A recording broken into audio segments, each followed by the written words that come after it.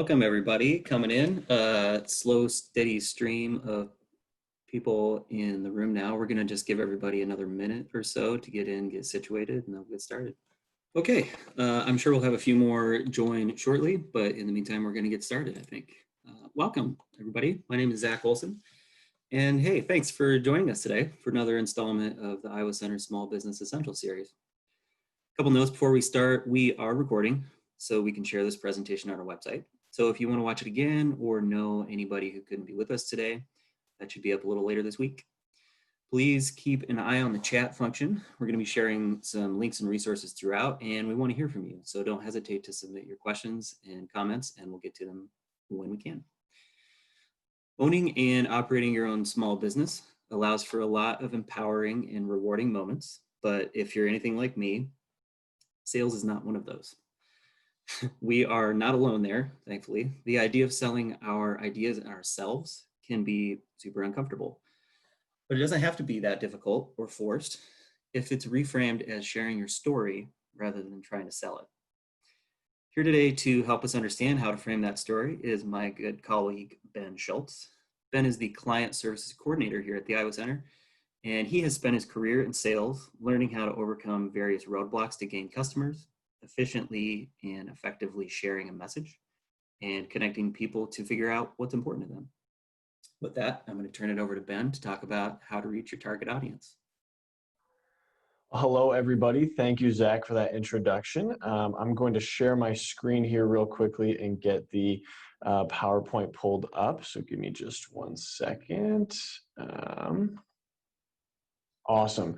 So again, as Zach mentioned, my name is Ben Schultz. I'm the Client Services Coordinator here. Thank you all for coming. I'm really excited to be hosting today's presentation on selling your story, how to reach your target audience. So right now, I work as the Client Services Coordinator for the Iowa Center. So just a little background on that, I'm the main point of contact for anybody who wants to get engaged with the Iowa Center. So if you are a small business owner looking for ways to help start or grow your business, feel free to reach out. I would love to connect and see how we could share our resources with you and help you get your business started or growing.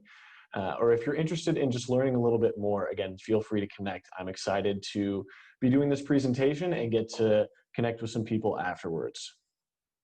Real quickly, just kind of want to present a brief outline of what we're going to be talking about today. So I'll give a brief background of myself and my sales experience. And then I want to touch a little bit on redefining sales, kind of as Zach mentioned, how to get over some of those mental roadblocks and stop thinking about it in terms of trying to get everybody to buy what you have. I want to spend a little bit of time talking about your story, how we can write that, what that looks like, and what the importance of having a unique story is. And then we'll spend the bulk of our time talking about how you can share it. We'll give a few guidelines and just general tips and advice for the best way to communicate your story to your target audience. The goal for today is that we have some tangible tips, strategies, and ideas so that all of us can help simplify our message and communicate it effectively. We're going to be talking about some kind of abstract ideas here today, so I thought it would be helpful to have two fake companies that we could kind of just look at what this looks like. So a few weeks ago on a team call, we were asked if you could start your own small business, what would it be? And I said a breakfast sandwich shop because I love that. So the first fake business is going to be Ben and Breakfast, which is a food truck providing breakfast sandwiches to customers. And the second fake business to help us walk through today is Ben's Auto Detail, which is a business that does commercial cleaning of vehicles. So Ben and Breakfast is a business to consumer, and Ben's Auto Detail is business to business. And we'll talk a little bit later about how communicating that message is a little bit different. So first off, a little bit about my background. As Zach mentioned, I spent a little over a year working in sales for a large insurance broker. And it was interesting because we didn't really have a product. It was just we were selling ourselves as a service. And that's a unique position that I think a lot of small business owners are in. They don't necessarily have a product that they're sharing. So I can talk a little bit from experience about selling myself as a service. I was moved to a high volume team about 6 months in. That team made about 60 to 80 cold calls a day, which if your heart just dropped, that was exactly what mine did when I heard about that. And so I had quite a few mental roadblocks to overcome in the beginning because I was stuck in this mindset of what I thought sales was. I was calling all across the country to presidents, CEOs, heads of HR, sharing our story. Most of them had never heard of my company and none of them knew my name. So it gave me a great experience with writing, editing, and sharing the message, which is something that I want to share with us today. And I have here at the bottom, I did not like sales. And that is a very important theme as we talk about kind of switching the frame of reference for what sales actually is. Give me just a second here. So when we think about what sales is, I have the image here of the used car salesman. Just take a second when you think about growing your customer base, sales, growing your business. What do you think that is? What feelings does that give you? What does it sound like? For me, the traditional viewpoint of sales was trying to get someone to buy your product or service. So I think of the car salesman. It's pushy. You're just talking about the product and you're hoping that somebody somewhere will listen. It feels very ingenuine, and we've all been in those conversations, and it doesn't seem really friendly. So that was the mindset I took when I started my career in sales, and you should have seen the emails I sent to people. They were paragraphs long. I just wanted to give as much information as I could about myself and why people should do business with me, and I wasn't getting great responses. So I met with our team, and we met and had a very candid conversation about what sales actually is. And helping make this switch really helped me in my career. Instead of trying to get someone to buy your product or service, sales is really just looking to match your solution with people who need it. And take a second to think about what that means. Your business and every business is solving a problem. And really what you're just trying to do is match your problem with people who also have that problem so that they can become your customers. And it creates the idea of the ideal customer and a fit. So the ideal customer is people who have the need that your business is addressing and are willing to pay for it. And the fit is the match between you and your ideal customer. We'll talk about why this mental switch is important here in a minute, and going right into that. So looking to match your solution to people who need it. Why does it matter? It puts the power back in your hands. Not that you get to kind of control the conversation, but it means that you understand who your customers are. If there's an ideal customer, then there also are people that aren't going to be your customers. And it takes you out of that mindset of everybody has to have what I'm selling and I have to work as hard as I can and I can't take no for an answer. There are some people who just won't be your ideal customer, and you know that because you know who your ideal customer is. So you can ask questions, make it personal. You get to know people. That was one of the big switches for me, was instead of just talking about the business, I asked. It became very customer focused. I started to learn about my customers and their needs and wants. And not only did it build a great relationship between me and my customers, but it helped me feel a lot less stressed because I knew, if we're thinking about the bed and breakfast, the breakfast shop business, if I'm talking to people who don't eat breakfast or are never anywhere near the food truck, they're not going to be my customers. And I don't have to continue to try to force that on them. Or if we're thinking about the auto detailing business, if somebody doesn't have a car, again, that's just not my customer. So you can make it personal and develop relationships with these people. Another important thing to note is that you're always selling. I know legally, if you're an LLC, you and your business are considered separate, but as a small business owner, you are your business. And every time you're out engaging with people, talking to customers, or trying to grow your customer base, you are representing your business. So you have to take that mindset with you to think about, you don't want to be perceived as the pushy salesperson that's just always trying to get people to buy. You want to be perceived as somebody that knows your clients and knows your customers, asks questions to see if they would be a fit. And the last thing about why this mindset switch matters is if you're just looking at sales as matching your solution to people who need it, it means that there's probably a lot of other people already doing what you're doing. You'll have a lot of competition. So it makes it very important to have a strong story. or something that differentiates you from your competitors. Because unless you have a super unique business, a lot of people are already probably solving this solution. So looking at your story, I know this is kind of the theme of today. What is it? It's something between a mission statement and a Google listing, which may sound a little confusing, but if you think about, on the one hand, you have the mission statement that's very nicely worded. It says who you are, what you believe, what you do, and then the Google listing that just straight up says, here's what this business does. It's just a common message that you're communicating about your business, and you don't have to ever tell your story to people. This could just be something that you use for your own reference. We used our story as just the general theme for all of our marketing, because it should just tell people why they should be shopping from you. Again, a lot of people operate in your space, so having a strong story that differentiates you from your competitors is important. Again, why is having this story important? I want us all to take a second here to think about the times that somebody's come up to you and asked, okay, so you're a small business owner. What exactly is it that you do? Usually, for me, when people ask me that question, and I'm not a small business owner, that conversation goes one of two ways. First off, I freeze. I always freeze when somebody asks, what do you do? And then I either go into a really long explanation that doesn't really answer their question. It touches on all different parts of the business, but it's super long. Or the second option is I just say, oh, I work in client services at the IO Center. And neither of those options really makes people want to know more about your business.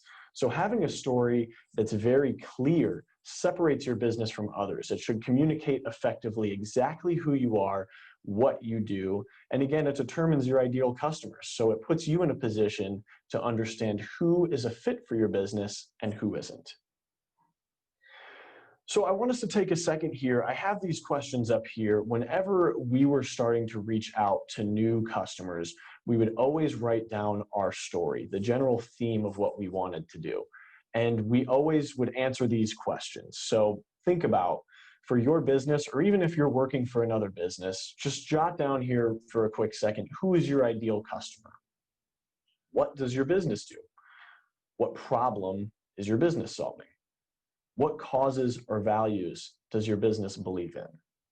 Where is your business? If it's important that customers are from a certain location, where is your business? And lastly, why? Why should people buy from you? And looking at all this information here, when somebody asks you, what do you do? Are you really answering all these questions? Probably not. If you're like me, you just give them a very basic answer. But if you can have a statement that answers all these questions very quickly, it's a really powerful way to get people engaged in your business. And we'll take a look here in a second about how to write your story. So answering all those questions, you should try to format it into something that's short, or 1 to 2 sentences. If you think about the first example I gave you, when somebody asks, what do you do? And you launch into this whole long story touching on all the different parts of your business, we have very short attention spans. And when you're out shopping and somebody's trying to tell you the ins and outs of their entire business, chances are you're not paying attention. So keeping it short is very important. Also, use the customer's perspective. You should avoid anything that the general customer wouldn't understand, like industry-specific jargon, and you also don't want to sound salesy. The thing that we always said when we were reading and writing our story was, if it sounds like something that a used car salesman would say, or something that you wouldn't say to your friend, don't say it. You can effectively communicate about your business in a way that isn't super salesy. It should include the answers to those who, what, where, and why. You should avoid repeating the descriptors. So you want each word that you say to be really, really effective. So you don't want to use the same word over and over. And it should answer, so what do you do? So let's take a look here. I did this exercise for the Ben and Breakfast, which again, I know I have a lot of puns on the name of this business, but I just wrote down who's our ideal customer. It's people on the go, working or going through downtown. What are we? What do we do? We make healthy egg breakfast sandwiches. We're a food truck, a quick breakfast option. Where? It's important. We're in downtown Des Moines. That helps us find our ideal customer, because we don't deliver. We're not driving all over the place. And why should people shop from us? Well, we've kind of touched on that a little bit already, but they're fresh, cheap sandwiches. And one thing that I want people to know about this business is that we use recycled materials to reduce waste. So here we have a lot of different facts about the business. And if somebody asked me, what do you do? And you just said, oh, we make breakfast sandwiches, look at how much important information about this business you're leaving out. So I took this and made my story here. If somebody asked me, what do I do? I'd say we make homemade breakfast sandwiches to go from our food truck in downtown Des Moines. We use recycled products and healthy ingredients to create a better future for our customers and planet. Now think about how much different that is than just saying, oh, we make breakfast sandwiches. In this statement right here, you've identified your ideal customer, people who want to-go sandwiches in downtown Des Moines. You've said exactly what your business does, but you've also given people several compelling reasons for why they should shop from you. It's homemade, it's to-go, we use recycled products and healthy ingredients. So again, this is just kind of an exercise about how your story can help you answer the question of what do you do more efficiently. And we'll talk in a little bit about how you can take this story and use it to communicate all over the place, whether it's on social media, email, or in person. But think about how important it is to have something like this that says exactly what your business does and identifies your ideal customer. Looking at it from the standpoint of the auto detailing business, who's our ideal customer? It's for people who are in their car a lot. What is it? We offer a full service auto detail clean for your car. Where can they use this service? Well, we come to you, but it's in the Des Moines area. So again, the location is an important thing to take note of. And why should people shop from us? Again, we've already touched on a few things, but it's affordable. You get a full service clean. So thinking about how we can turn this into a really effective story. Somebody asked me, what do you do? We're a mobile, full-service auto detailing company that brings our affordable, efficient cleaning to our customers in the Des Moines Metro. So we've, again, identified who our customer is, maybe not very specifically, but if you don't have a car and you're not in the Des Moines Metro, this doesn't apply to you. What are we offering? We're offering a full-service, affordable clean for your car. And why should you go to us? Well, we come to you, full service, affordable, efficient. In just 2 sentences, we've been able to describe a lot of different reasons why people should buy from our business. And having this one statement will allow you to focus your message a lot of different ways. So now we're going to talk about sharing the story. I think developing your story is really difficult, and the best advice I have to get it done is just practice. Just start writing down as many things as you can about your business, and just practice writing your story and reading it out loud. And once you have a good story, sharing it. Again, this is the bulk of the message today, is how do you go out and get new customers without sounding salesy, without having to push it on people. So I want to introduce the 3-step message that we always used in all of our communications. And then I'd love to give some tips and examples on how to best share your story over the phone and email. And those 2 will really only be used if you are doing business with another business, but there are some helpful tips we'll talk about here that could apply to anyone. And then we'll also talk about some ways to share your story in person and on social media. And again, that could apply to any business, whether you're working with other businesses or consumers. So this 3-step message, again, the old approach, thinking about sales, is just trying to get people to buy your product. What you're really doing is you just want to get out as much information about your business and yourself as you can, because the end goal is just to get people to buy the product. And so you need to get all the information out. It doesn't really matter who the right person is. You're just talking about your business. The 3-step approach that we found really effective can make your message really short and helps you, use your story to effectively communicate why people should shop from you. So the first thing is you have to demonstrate the need for your business. And you can pull that right from your story or from your why people should shop from you. So if you're thinking about the auto detailing business, what's the need that you're addressing there? Well, we have an efficient cleaning service. We can come to you. And then you want to share with your story. It could be verbatim. You could change the words up, but share how does your business solve that need? And then you want to have a call to action or a follow-up. And it's important to note that you only want to ask one thing of the customer, because think about all the times that somebody's tried to sell something to you and they've asked you 3 different questions about yourself and then asked you to follow up on something. It's really hard to keep all that together. So when you're doing the 3-step approach, you should only be asking one thing of a customer. And we'll jump in here with some examples about the 3-step approach in just a second.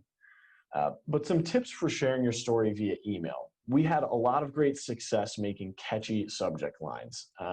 Think about when you've gotten an email that's very clearly from someone who's trying to sell you something. If it says, save 20% on, or it's got in all caps, check out our business, chances are you're probably not going to read it because it just feels like a spam sales email.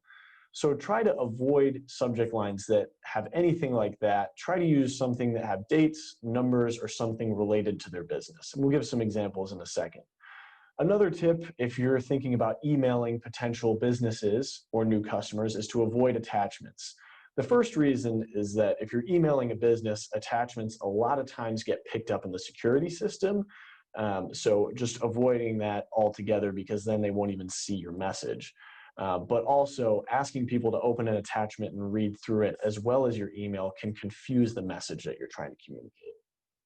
One of the big keys to writing a successful email is having it short enough to read on a phone without a ton of scrolling. Because again, put yourself in the situation of you've gotten an email that you weren't expecting to.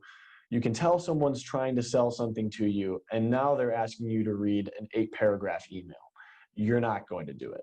So you want to make sure that your message is really short, and we'll talk about how you can use the 3-step approach to do that in a second. And then lastly, and this kind of applies to every way you're communicating, is you want to read as if you were sending this email to a friend. Again, if you're using a lot of industry-specific jargon or you're coming across as a salesperson, people aren't going to read it. But if they feel like you're just trying to communicate information, share stories about your business, and learn a little bit more about them, you have a much higher chance of success. So we're going to flip over here to some email examples that I drafted up using the fake business Ben's Auto Detail. So in this example, Ben's Auto Detail works mainly with other businesses. I travel to their site and I clean their fleet of vehicles. And I'm trying to get new customers. So here's some example emails that I could send communicating my story using some of these tips. So this first one, you see the subject line, save money on your vehicle maintenance. And the email says, hi Ben, hope you're doing well. I'm Ben from Ben's Auto Detail and I specialize in cleaning commercial vehicles in the Des Moines area. I offer great rates and a discount if I'm cleaning your entire fleet of vehicles. I can travel to your location and have the service done outside of your regular hours so it does not interfere with your business. Visit my website to learn more or schedule an introductory cleaning. Now, at first glance, this isn't a bad email. It seems pretty short. You probably would not have to scroll very much on a phone to read all of it. But the subject line, save money on your vehicle maintenance with exclamation points, that's immediately getting picked up as a spam email. So we'll want to change that.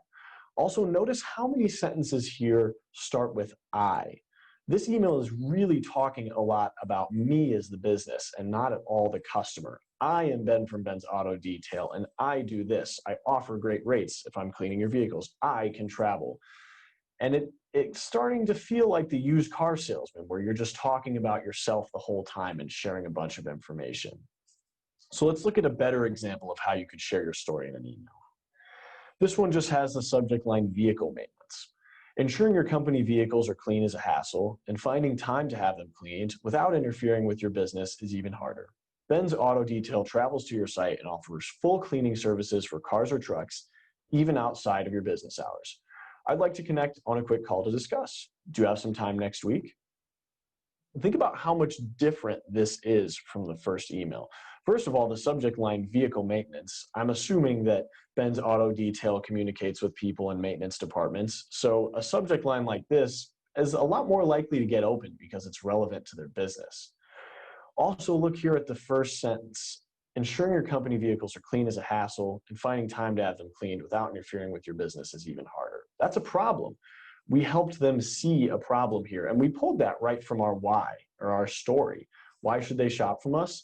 Well, because we travel to your site and offer full cleaning services even outside of your business hours. In just 2 sentences there, you've helped show that there's a problem and your business solves it. And we found this problem by pulling it directly from our story. So that's the importance of having a really good story, is then you can create a problem, show people there's a problem, and show how you fix it. And then your ask here is really simple. You're not asking them to check out your website or buy anything else. You're just asking for a quick call to discuss. Do you have some time next week? Think about how much different that is than check out my website or buy this product. You're asking them to learn a little bit more, and it's part of that relationship building of selling. If you're just coming across as saying, do this, check out this, it seems a lot like the used car salesman, as opposed to, I'd like to connect on a quick call. That gives off the impression that you just want to talk a little bit more and get to know them. Looking at another example here, the subject line 2020 budget. Hi, Ben. Unexpected budget cuts this year have made it hard for many businesses to take care of their fleet of vehicles. Ben's Auto Detail offers full fleet cleaning discounts, mobile services, and convenient hours, helping you take care of your resources. And then again, I'd like to connect on a quick call. Do you have some time next week?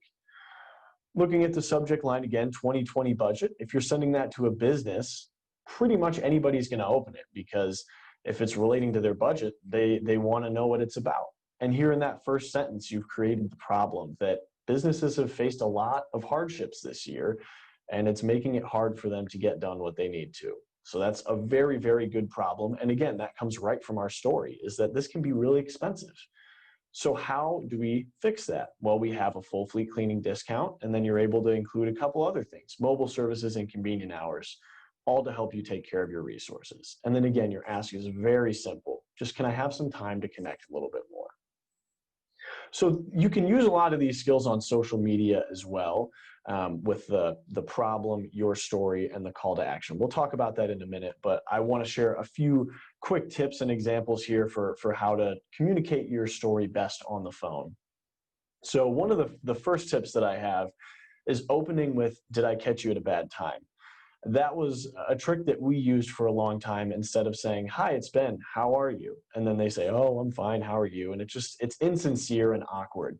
So if you say, hi, I'm Ben from Ben's Auto Detail, did I catch you at a bad time? What you're doing is you're giving them permission, or you're giving them the power to give you permission to talk. They can either say, now's not a good time, and then you can follow up, or they say, oh yeah, this is a good time. What can I help you with?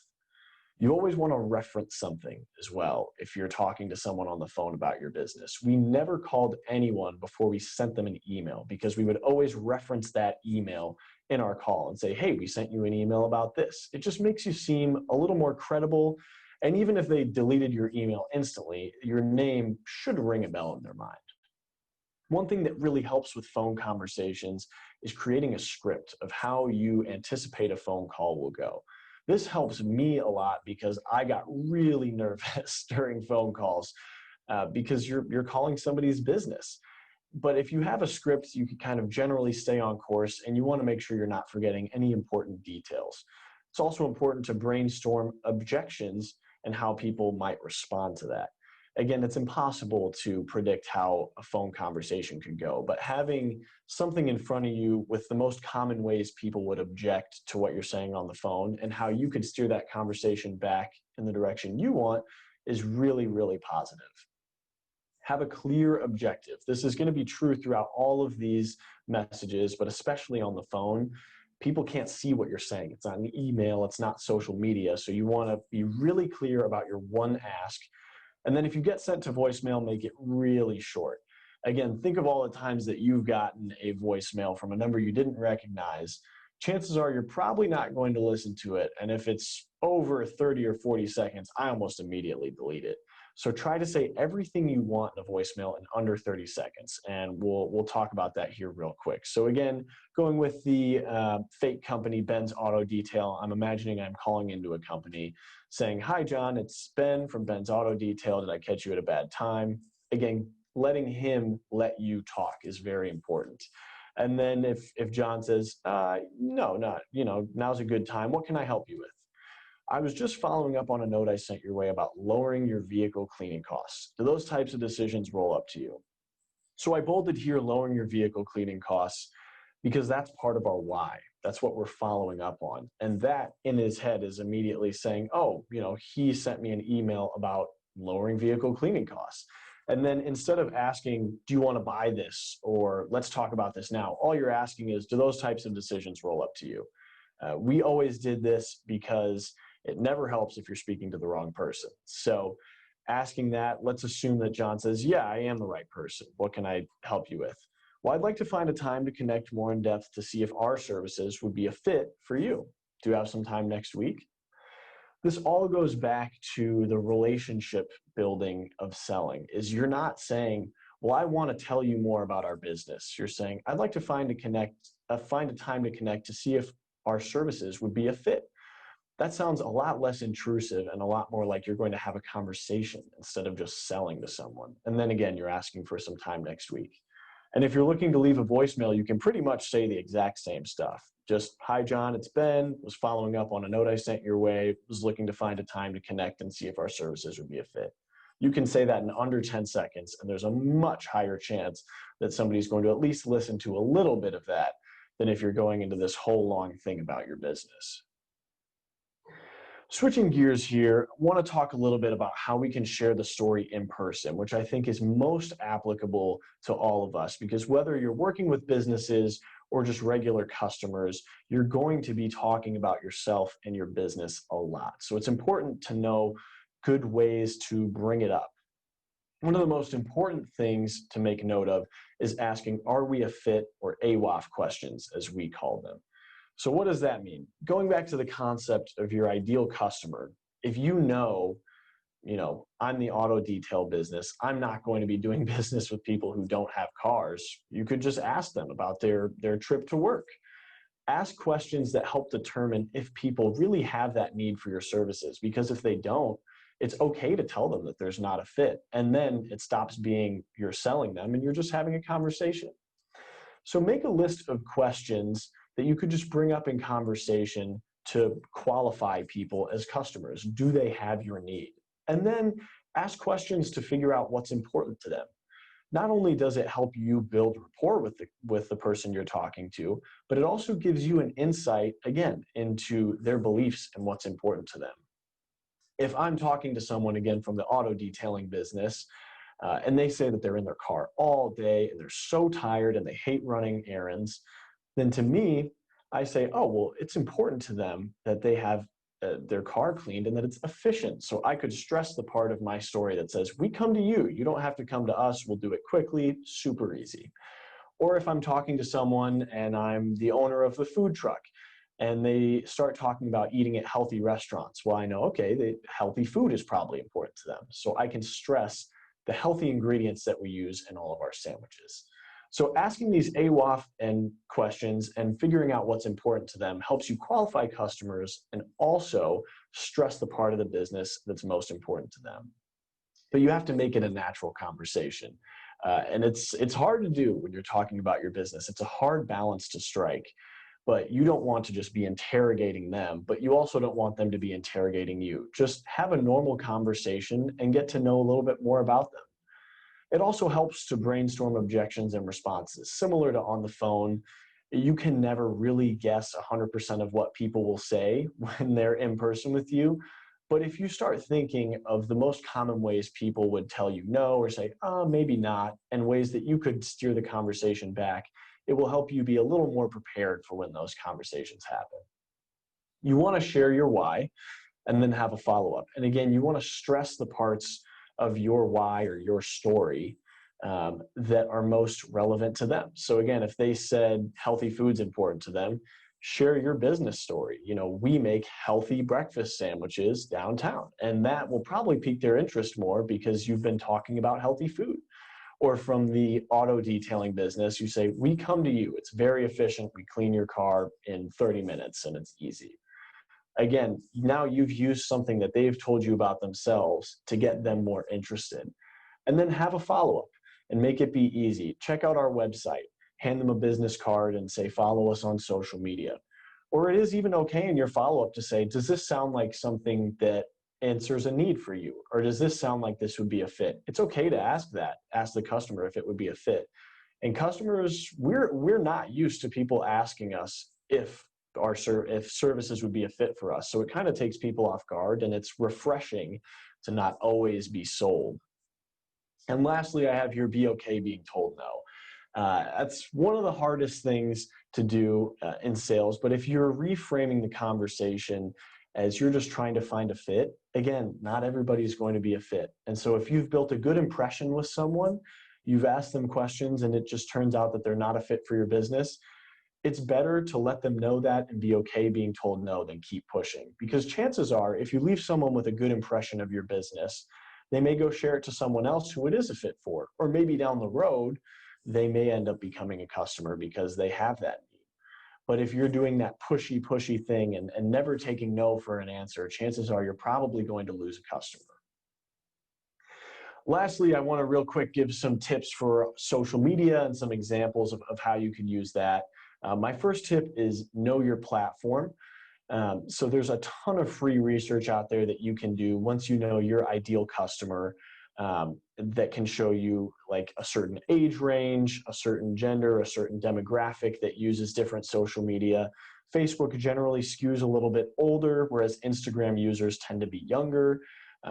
Not a ton of businesses have Twitter accounts, was something I found in my research. So I think the most efficient ways to communicate tend to be Facebook and Instagram, but know your platform and know how to communicate and engage your audience. That's the next point here. You don't always have to be selling on social media and say, here's what we do, come check out our website. It's important to do things like using polls, sharing pictures, featuring customers, talking about new features of your business, things like that. Make content that can be shareable, that's engaging. It doesn't always have to be, here's what we do, come buy from us. Keep it short.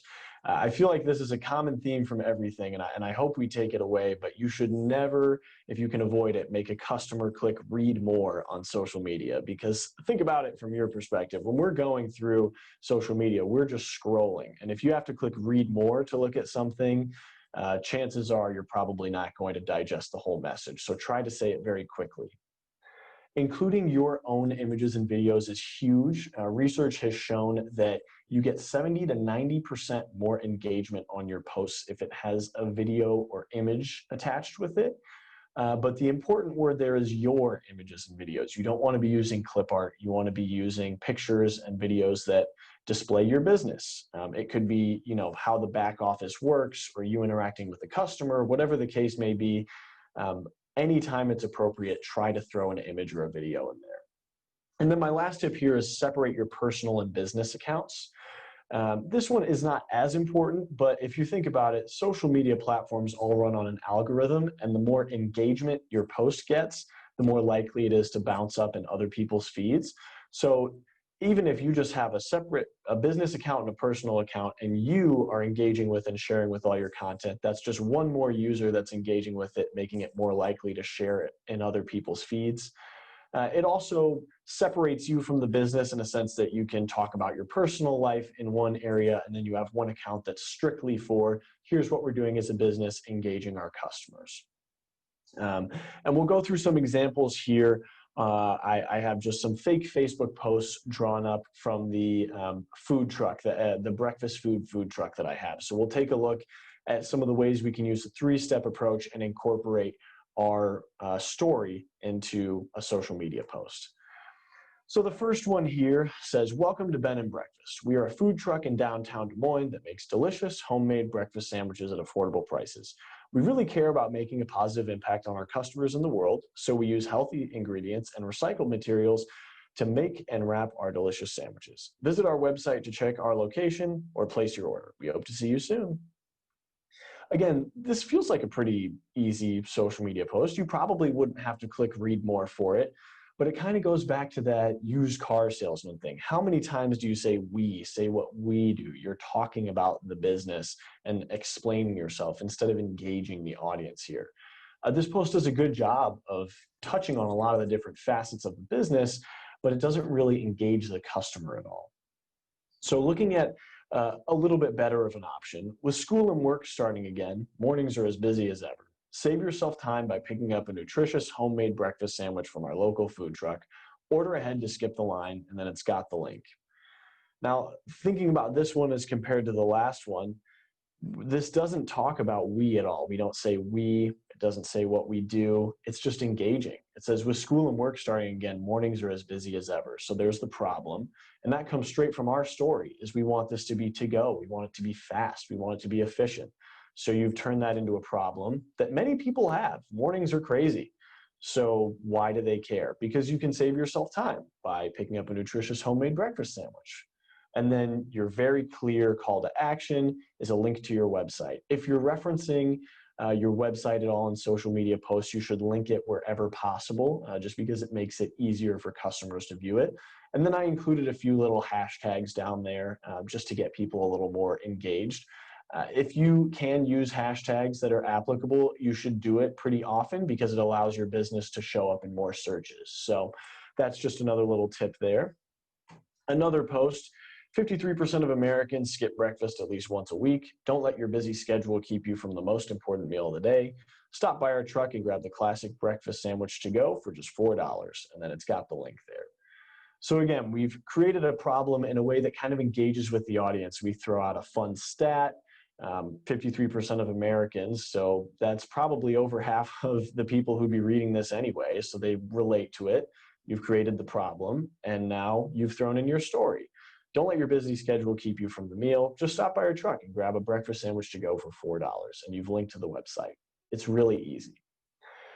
So we covered here a lot of different ways of sharing your story. It's unique to every business, but just some overall advice that I want to give as we're thinking about making our story and sharing it is, first of all, to keep it short.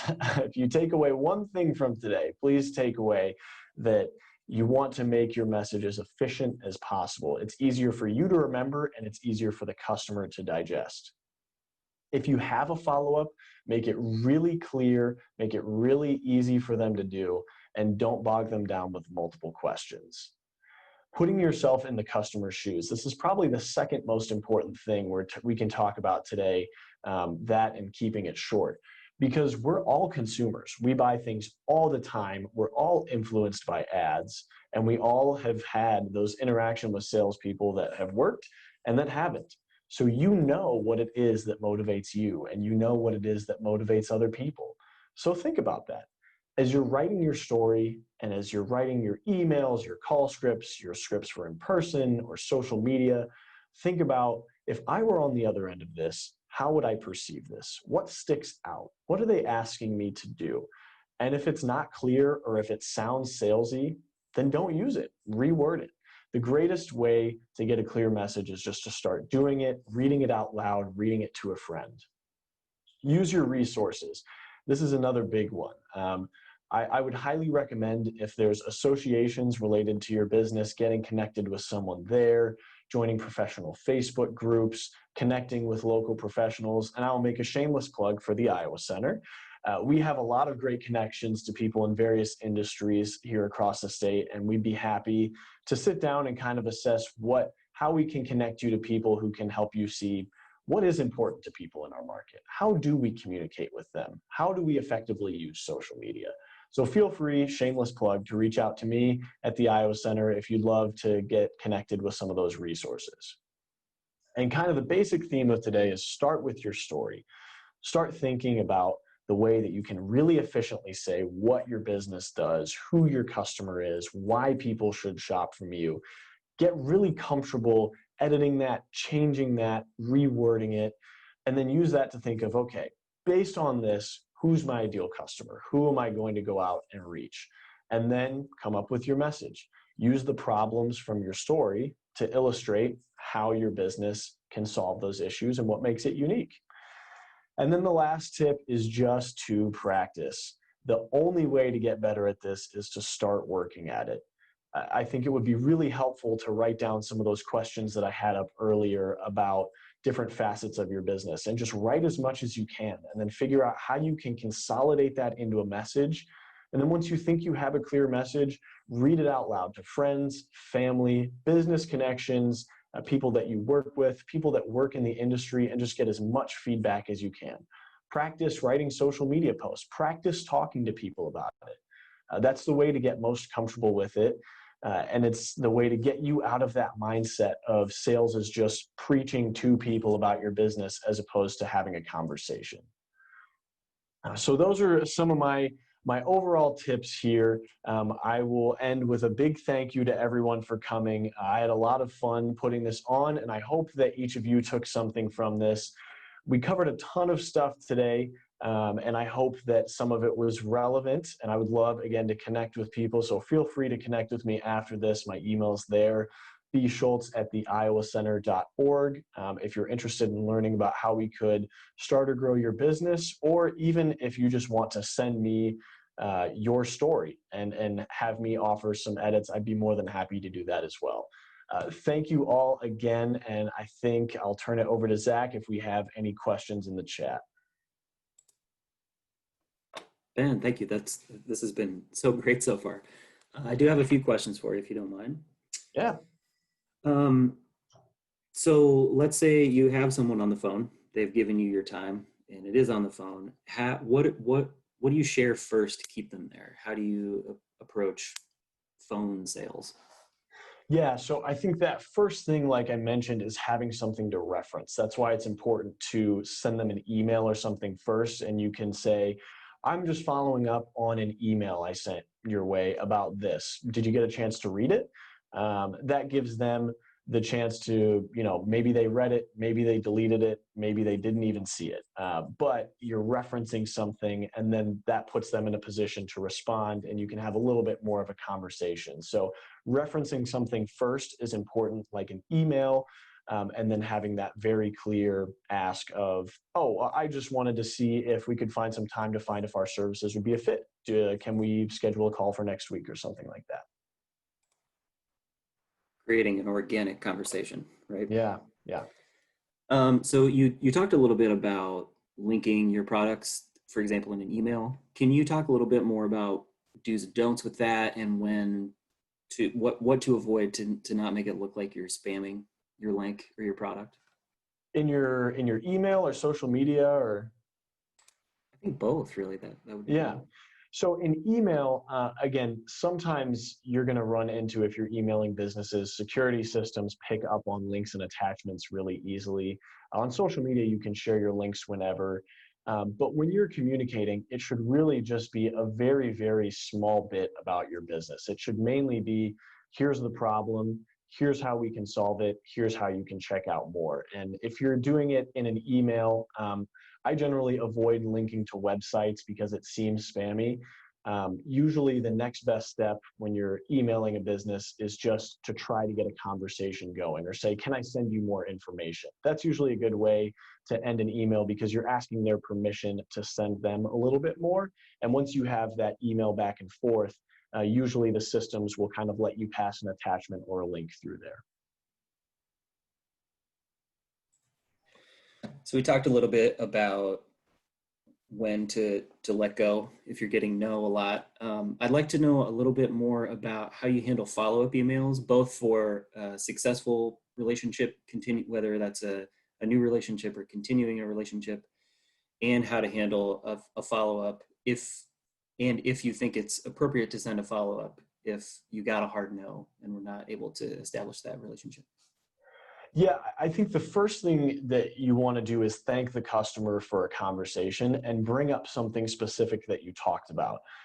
It helps it feel a little more genuine, whether you're successful or not. Just saying, hey, thanks for your time today. I really enjoyed talking to you about, insert something from your conversation, because that makes it seem personal. It's like you paid attention.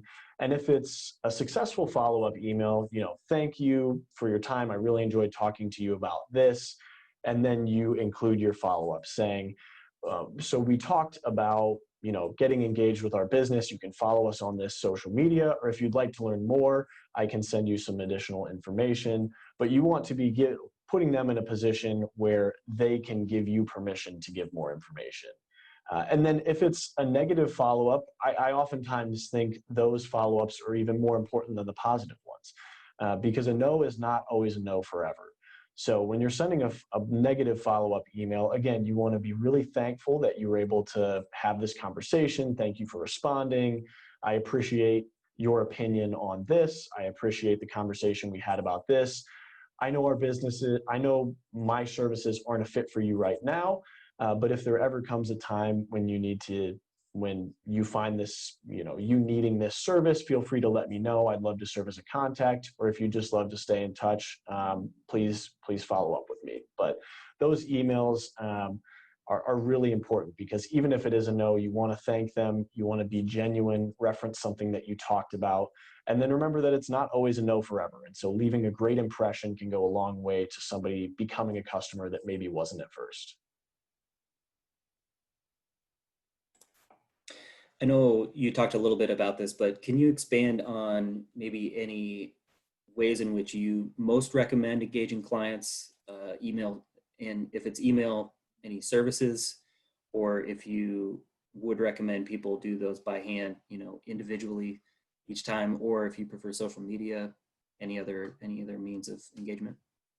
Yeah, so if you're working with businesses, if you are doing business with another business, email is going to be your best friend. That's usually what you should lead off with. You should still have a social media presence, but as far as making that initial contact, I would highly recommend doing it via email.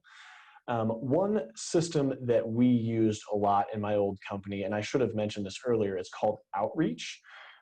They let you draft emails, and then it sends them out on behalf of your company to a list of recipients. That is a paid service, and I think for the purpose of small business, it's not really super efficient. But what you can do is just draft out an email, and then just copy it, paste it, input someone's name, and send it on. It's not the most efficient way to do it, but you don't want to just BCC people. It's very important to have their name included in there, and a business name if it's possible. So, having a skeleton draft of what you want to say and then putting it in there and putting in the recipient's name and their business name is a lot better than just having a generic email and BCCing it out to people. If you are using social media to engage with people, the best way to do it is through messaging. If you're working with other businesses, to message a business, and you can use the three-step approach. But if you're just working with consumers, social media goes a long way. Just putting out generic posts, having you share it, having your friends share it, and then in person, again, regardless of whether you're doing business with other businesses or with consumers, in person is where you're going to make the most impression, because you can have a genuine conversation. You can learn a little bit more about the customer, and you can figure out what parts of your business will be most important to bring up. What's the right time to follow up with another email? And how should you make your message or your questions how should you vary those messages so it's not just a copy and paste for second or third round of follow up? Yeah, so when we used Outreach, we would design entire sequences that had maybe 8 or so emails. So we'd send an intro email, a second email, we would call them and send a call follow-up email immediately, and then we would have a few other emails and another call. We would go about 2 to 3 days in between emails. That is a lot. I was not a fan of that because we were hitting people a lot. I would recommend, if you're going to be emailing people, once a week is fine.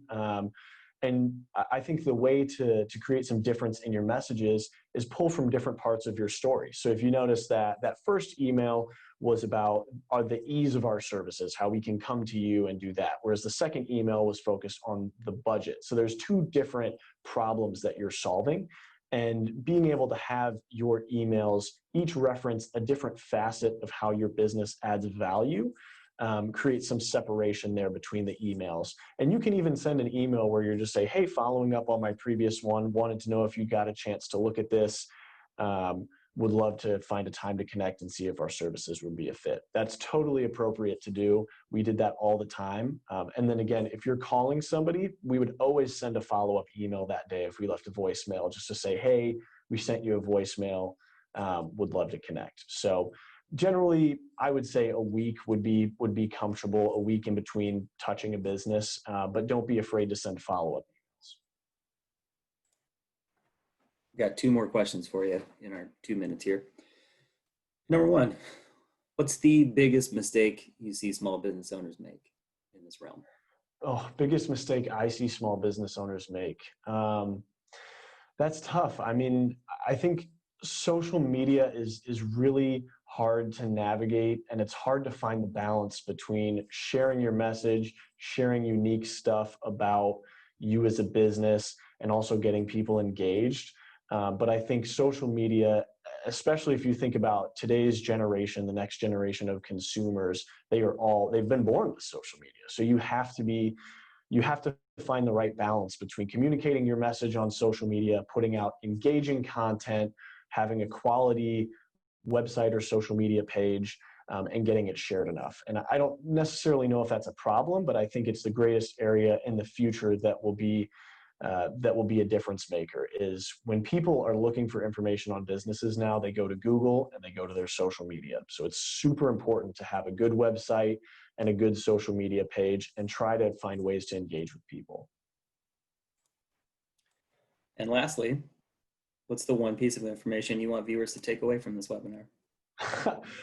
Well, I kind of touched on it before, and I think when I think back to the most important information, it's just being genuine.